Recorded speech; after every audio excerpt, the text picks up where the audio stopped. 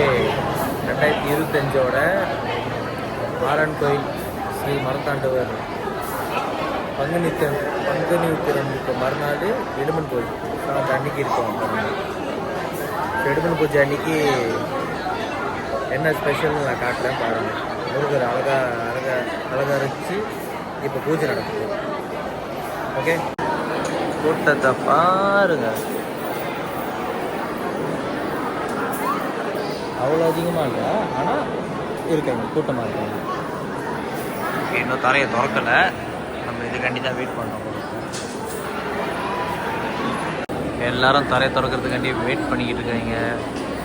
So நேற்று என்னால் காட்ட முடியல பூஜை போட்டது, ஆனால் இப்போ காட்ட முடியும்.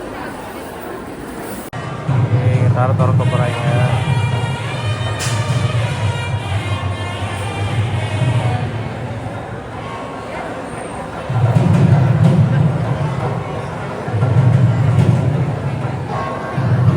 திறக்காத மணிக்கு நம்ம பார்த்துருவோம். தப்பு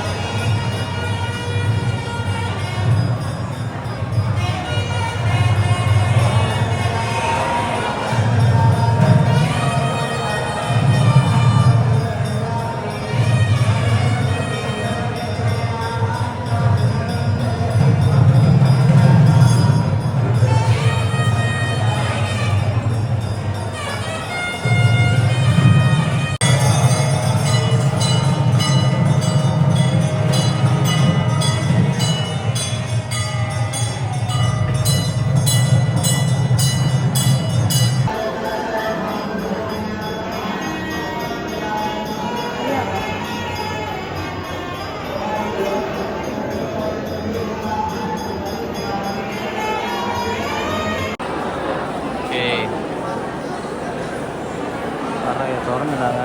வலிச்சதுக்கு அதுக்கும் பாருங்கள் எப்படி இருக்காங்கன்னு.